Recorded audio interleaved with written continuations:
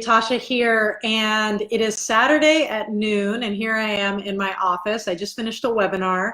You can see that I did, in fact, finally get food stains on my white sweatshirt Karen got me. And yes, we dry clean hoodies. No one has mentioned that all week. I left it hanging there to see if anyone would notice. So this will mark my 7th day straight of working. Last Sunday, I was speaking.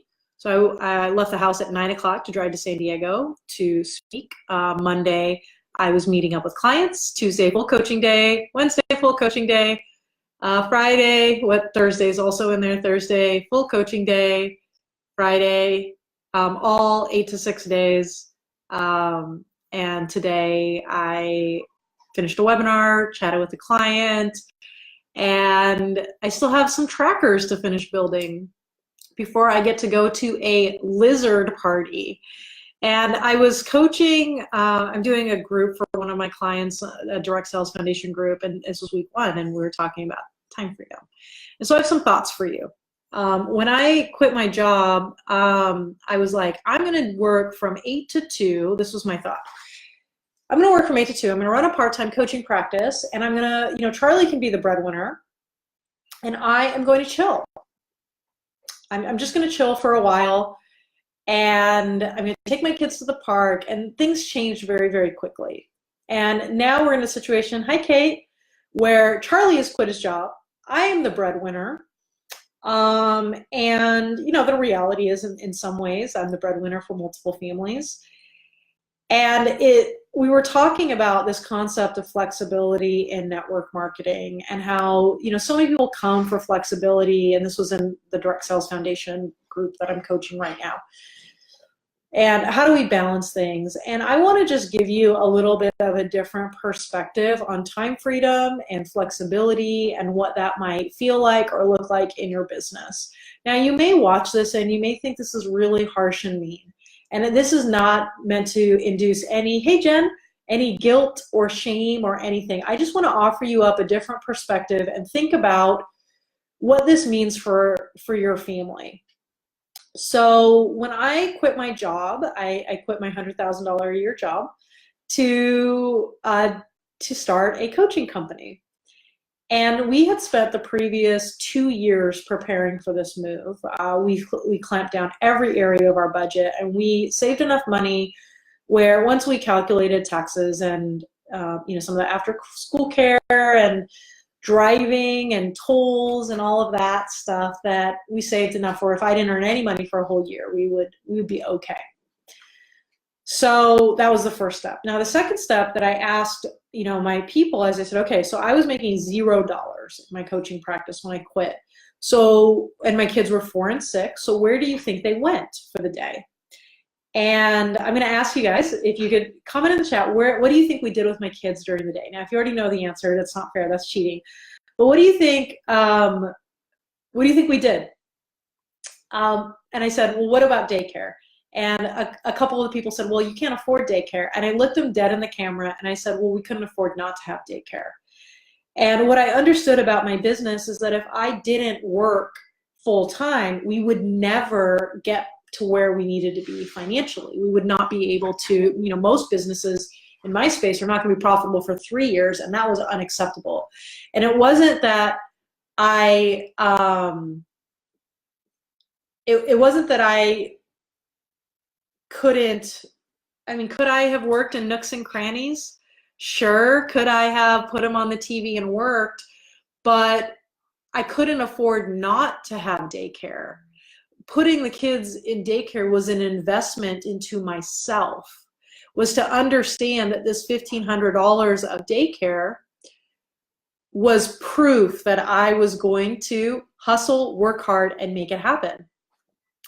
I couldn't afford a coach, right? When I started coaching, that was an $8,000 investment. Or I couldn't afford not to have a coach if I was going to replace my income. Now these moves that I had made to invest in myself and my schedule yielded way more results, right? At the end of the year, I was like, if I can make $3 grand by the end of this year, that'd be great. We did very, very well in 2017. partially because, and mostly actually because of these decisions to continue to work full-time in the business, even though that would not be conventional wisdom.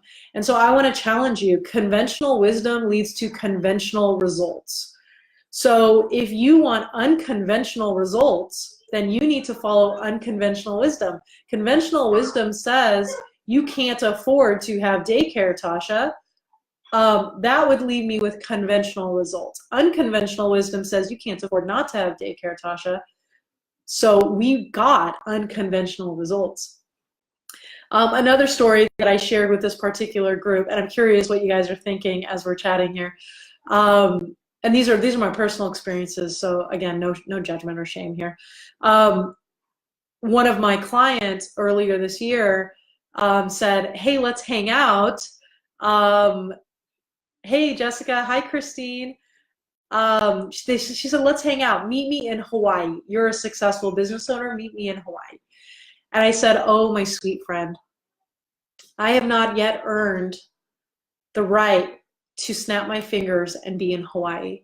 And I said, "What year of business are you in?" And she said, "I'm in year 8. You know this." I said, "Great. I'm in year 3, my friend. And when I'm in year 8, I want you to call me and say, what are you doing next week? Let's go to Hawaii.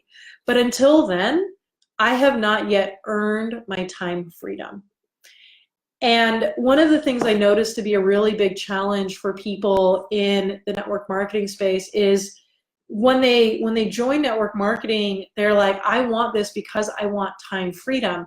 But see, time freedom is not given when you upgrade your account to be eligible to make sales and to earn commissions. Time freedom is earned by working hard, having a schedule that is flexible, yes, right? But you don't start off with time freedom. There are a lot of people where they're skilled, they're talented, they're motivated, but there's a flaw in their thinking or their worldview, thinking that you start with time freedom. You don't start with time freedom when you earn a business. If you start with time freedom, you will not have a business. You end with time freedom. You work hard for time freedom. I want you to think of it as a starting position on a sports team.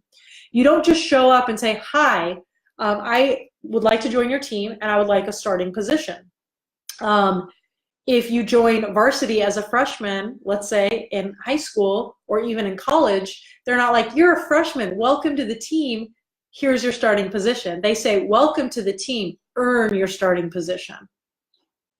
And you have to fight and claw, and you have to work harder than the seniors to earn that starting position. And I want you to think about time freedom a little bit differently. Literally, no one is commenting because you're like, "Oh my gosh, you're so mean right now." I want you to think about your time freedom and how do you look at it. I want you to think about schedule, flexible schedule. Flexible schedule is still a schedule. And so if I'm supposed to work from 8 to 6, those are the hours that I have scheduled for myself. And if I have to take a break in the middle to go to the dentist, I take my 2-hour break and I work an extra hour and a half. That's how flexible schedule works. It means the schedule can move up and down or it can shift, right? So if I am working all day Sunday, well, in theory, that might mean that I would take a different day off. It's not, right? If I have a wedding that I need to go to, so my cousin Danny's getting married in November, which means we're gonna have a couple extra days off while we're traveling. And so what that means is that I can do that, right? I have the option to do that. But what that also means is my coaching clients, that means I'm gonna have to tell my family I'm actually working 8 to 7 all week because those 2 days of coaching clients, they need to be shifted. And so that's where my time freedom is. My time freedom is waiting for me on the other side. That's where my time freedom is. So the whole question here is, where the bleep is my time freedom? Can anyone relate? I want to know if you guys can relate with this concept. I want to know what you guys think. I want to know if you have a healthy idea of what time freedom means for you. And you can also, you feel free to say, "Tasha, you're crazy." But I want to build something great. And so I need to work hard until I've earned that time freedom, which I will, but maybe just not like in the first 5 minutes. So you guys have a great Saturday, some trackers to work on, and talk to you guys later.